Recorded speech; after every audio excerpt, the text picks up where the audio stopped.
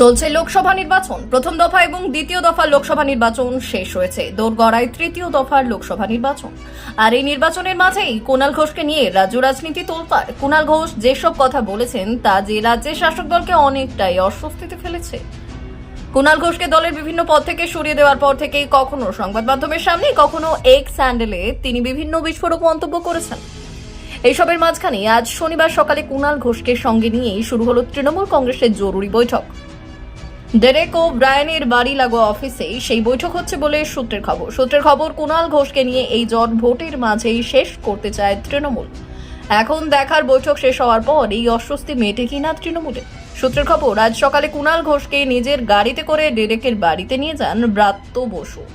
তিন নেতার বৈঠক চলছে সেখানে। যতদূর জানা গেছে, মুখ্যমন্ত্রী মমতা বন্দ্যোপাধ্যায়ের নির্দেশেই এই জরুরি বৈঠক হচ্ছে বলে সূত্রের খবর।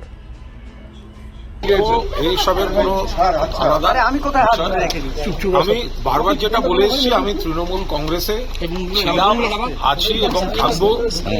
আমার নেত্রী মমতা বন্দ্যোপাধ্যায়, আমার নেতা অভিষেক বন্দ্যোপাধ্যায়, মানে এটা একটা তৃণমূলের একটা পরিবারে আমি বারবার বলে এসেছি, আমার পদ থাক না থাক, আমি কর্মী সমর্থক হয়েও আমি তৃণমূলেই থাকবো।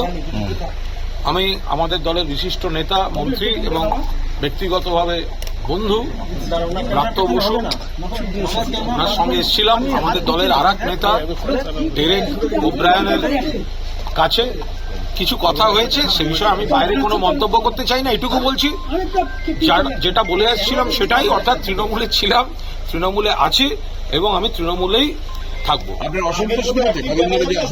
বাকি কোনো কথার আমি এখন উত্তর দেবো না, কারণ একটা দল আমাদের কিছু কথা আলোচনা, যেগুলো যাই হোক সেটা একটা আলোচনার বিষয়, কিন্তু আমি তৃণমূলে ছিলাম, আছি, থাকবো। দলের মুখপাত্র হিসেবে কি দেখা যাবে আপনাকে?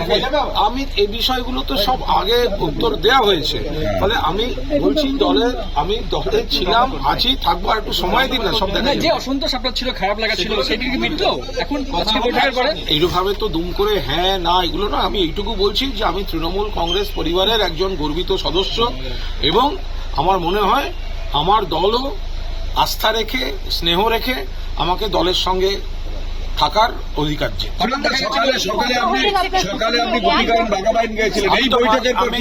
আমি মাঝে মাঝে বিভিন্ন ধরনের আগে গান ছিল, একটা ইয়ে ছিল, এক একটা গান এক এক সময়। আনন্দ আকাশে বাতাসে, শাখে শাখে পাখি ডাকে, কত শোভা চারিপাশে। সত্য যদি তৃণমূল বুঝলো না,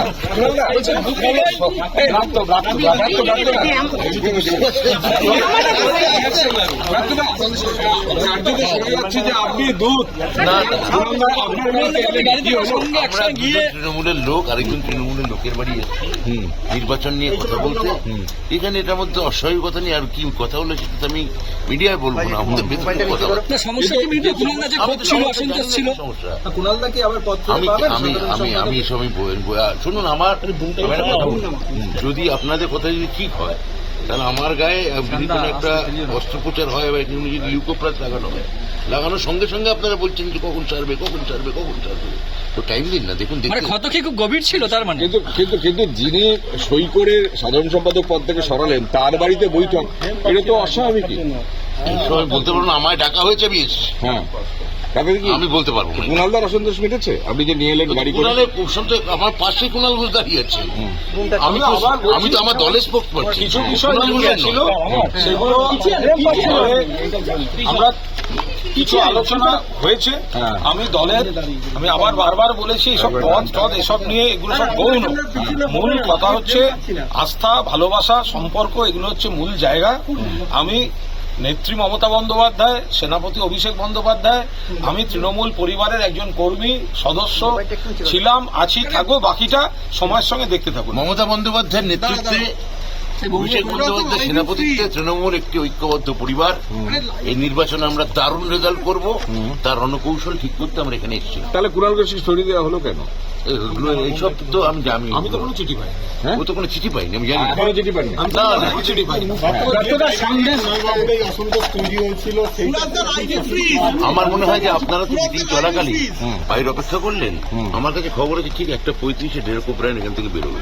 যাই হোক। ব্রতদা সন্দেশখালীর একটা ভিডিও ভাইরাল হয়েছে, সেখানে দেখা যাচ্ছে শুভেন্দু অধিকারী পুরোটা সাজিয়েছিলেন এমনটা।